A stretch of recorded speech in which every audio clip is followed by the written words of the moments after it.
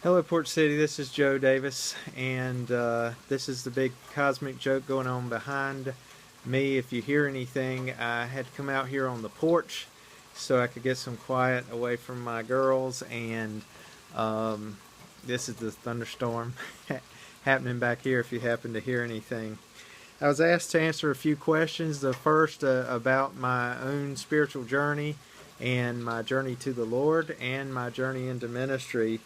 And I could not really have come up with any more of a spiritual advantage.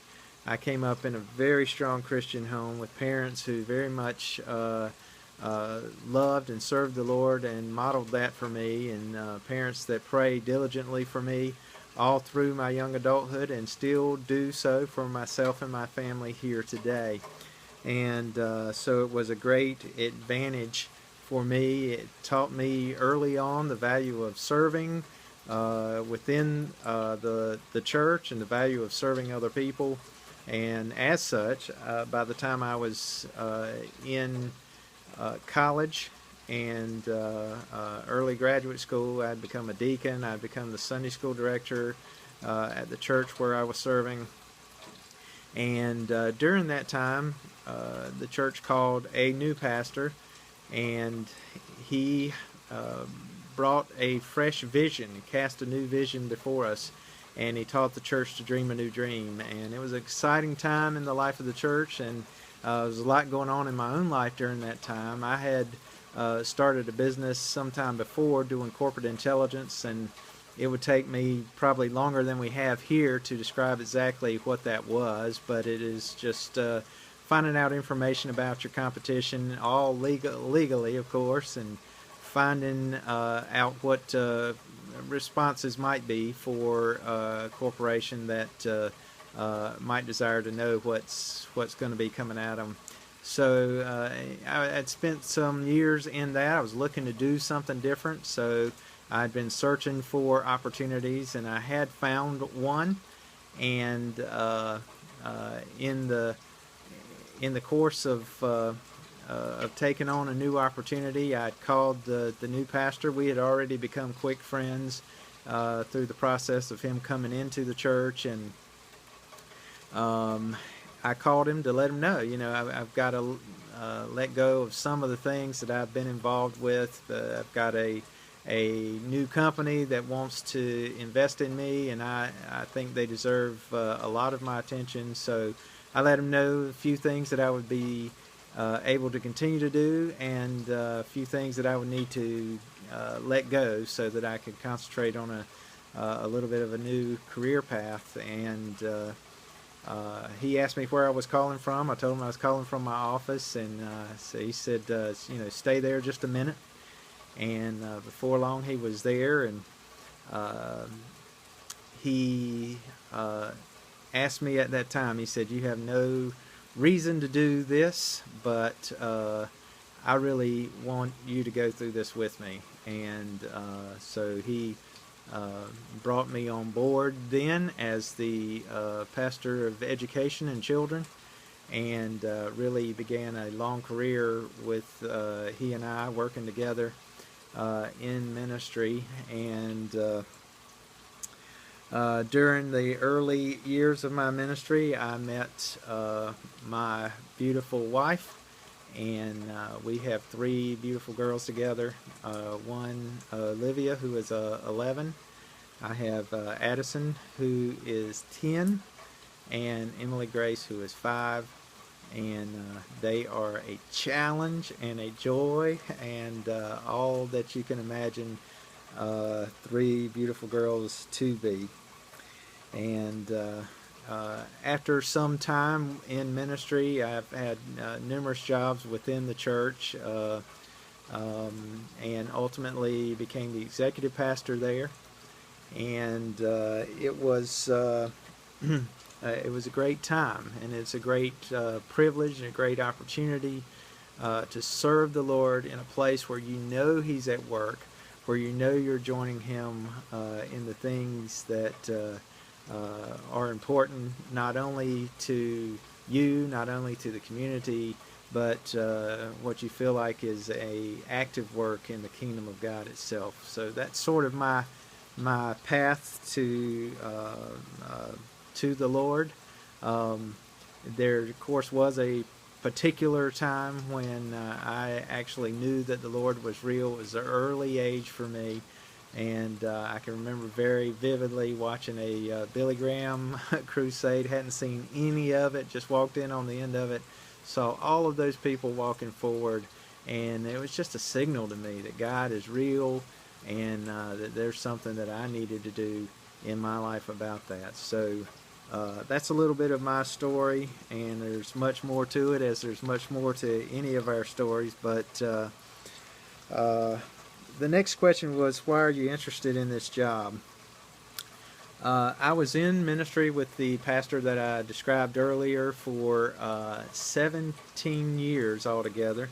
About 15 and a half years into that journey, one time in a senior staff meeting, he came in and he said, you know, I've got something on my shoulder here. It's just, it's always been there, but it's doing something a little different right now. I'm going to the doctor, have that checked out, and that put us on an amazing journey. A very difficult time, a very difficult journey. And ultimately that pastor would resign. He'd be out for months at a time first, and then ultimately called me and just said, I can't do this anymore. It's time for me to get out. And probably within the year of that, he had passed on, and brought about a very messy transition in the life of our church. And myself and most of the staff who were there found ourselves no longer in ministry. Of course, we would be involved in kingdom pursuits no matter what, and we will be pursuing kingdom work no matter what. But there was something for me about the privilege of investing ourselves, our full hearts, into something that we knew that God was in the center of. And to this day, though I'm involved in other things, I certainly do miss that. And our family has felt that, has felt the opportunity at Port City to be a part of what we believe that God is doing, and we believe that God has His hands on that fellowship and His hand on this church, and we're glad to be a new part of Port City in New Bern, at the New Bern campus. And we believe also, or I believe also, that God has a unique work in store for Port City in Jacksonville, and I'm anxious to see what that is, whether I'm a direct part of that or not. I would love to be right in the middle of it, but I pray for God's kingdom over Port City and Jacksonville. I pray for His kingdom to come, for His will to be done, which means that my will is going to have to bow to His. And so for all that I think I would love to be a part of that. For all that I desire to be a part of that, I do pray for God to have His way with it, and for my will to bow to His. If it's not me that should be there, then God's got a different work for me, something that is better suited for me. But I sure would love to be a part of what He has in store for Port City there in Jacksonville. Next question was, how do you and how have you developed team members and volunteers in the past? And I'm thrilled to see this question here, because I've been absolutely privileged, I guess, to be part of some great teams, and I've been absolutely privileged to build some great teams, not because I'm any good, but because I was in the position that was my responsibility to do so. And in fact, at the last place that I served, we had the great opportunity to move our staff from a silo culture which means everybody's doing their own thing, everybody's competing for financial and volunteer resources, and moved from that to a real team culture. And it was a privilege to do, and I do think that whatever work God has in store for um, Jacksonville, that building a core team is going to be central to its success. I believe that's true, particularly when we're talking about the staff. I believe actually that that would be job one, is building a team out of the staff and then extending that team into the volunteer realm. Now, the way that we've been developed, that we've worked to develop teams in the past, is simply to build, first of all, on the trust. The trust between the members of the team. We would start with the staff and build the trust between the staff members. There's nothing more important than that when it comes to building a team. And we would start with trust between one another, just ground rules for how we're going to work together, ground rules for how we're going to continue to develop as a team. And then we get deep into that. We continue building trust together as a team, and build that into a relationship where everybody can speak into everybody's ministry and everybody can contribute the best ideas of the organization to move forward. That would extend then to the volunteers. We would begin with the volunteers by casting a compelling vision, not only for Port City in Jacksonville. We would be unite under the overarching vision of Port City Community Church, and then a compelling vision for Port City in Jacksonville, as well as a vision for each of the ministries that we want volunteers to invest their time and their efforts into. What we want them to do is to see something that they go, yeah, I believe in that, I agree with that, I want to invest myself into that. And from that, we feel like great things, or I feel like great things would really start to occur when people's passions are aligned with the work that God is doing, and man, you can see great things happening ahead from there. Well, the next question had to do with my own personal disciplines, and when over the years working in church ministry, I have found that I was able to institute these own disciplines in my life as I would go into the office, and I would try to align myself with Him at the beginning of each day, and it completely changes the face of everything that we have before us. After everything that happened did, and it is a long and ugly story that you should hear at some point if you should decide that I'm someone to be considered for all of this, for the campus pastor position.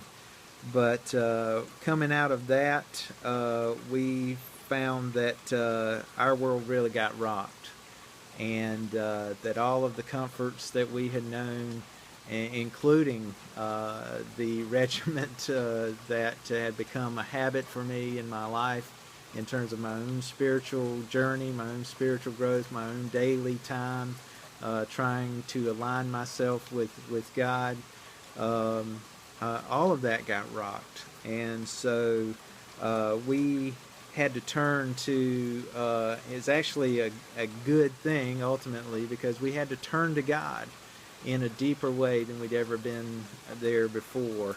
And I spent a while, and I'm still actually working on an exercise that Anthony Stanley kind of set forth in his opening series for the year. I listen to him when I'm running every other night, and And it was about, just determining what it is that you want, because I feel like that's a question that was pertinent for me in the time that I was involved with in life right then and right now.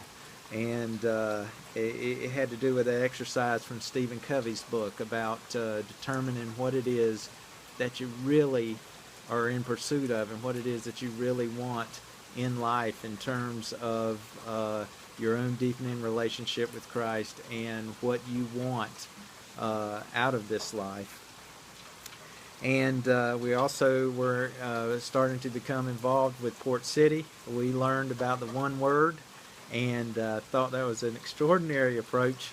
And so I've been working on that as well in my own personal time and personal quiet time. And my one word is trust. I don't know if that's something you're supposed to share or not, but it is my one word. I'm sure everybody's gone through that word, especially if they've gone through difficult times. So I'm in the process now of dealing with everywhere that the word trust and trust in God is mentioned in the Bible, trying to determine what God says to me through it, and what I say to Him in response to it. Also looking at the words fear not. I feel like they're real closely related, and so that's what I'm involved with now. I'm finding that it is harder to keep your quiet time among clients than it is among fellow staff members, but that's just the way it is. It's every bit as important as it's ever been, and I'm still in pursuit of it. Not perfect by no means, but in pursuit of a deeper understanding of that one word in my own life. A couple of other things I need to go quick is how to uncover the needs of the Jacksonville community. I believe that that's done by being a part of the Jacksonville community first and foremost, by developing relationships in Jacksonville. That means both within your church fellowship and outside of the church fellowship, and seeing what the needs of the community are, seeing what the uniqueness of the community is, and seeing where God is at work within that community, and positioning ourselves as a church, positioning ourselves as individuals to join God in that work. And how would you confront the unique opportunities of the military component adds to Jacksonville? And I would have to say that I've always lived among military people, being here from New Bern and Cherry Point and Camp Lejeune right down the way. And my wife and I, two of our very closest friends are from husband and wife in a military family, and their children, our children, were great friends, and they've moved since, but we've remained great friends. And so I feel like we've gotten some insight from them. I do feel like, by and large, they don't desire to be treated entirely differently, for all that they are involved in a very honorable and serving profession. I believe they want to be treated very much like others. Now, it does create some unique challenges within the church family itself. Should there be a balance between civilian and military? And hey, I'm a former executive pastor. I will know what those statistics are and what I think they should be, but ultimately we're going to be open to whatever God's going to do, and let Him have His way. His kingdom come, His will be done in Port City everywhere, and in Port City and Jacksonville in particular. I want to thank you for letting me share with you, and God bless you as you make whatever decisions it is that are before you, and I appreciate this opportunity. Thanks.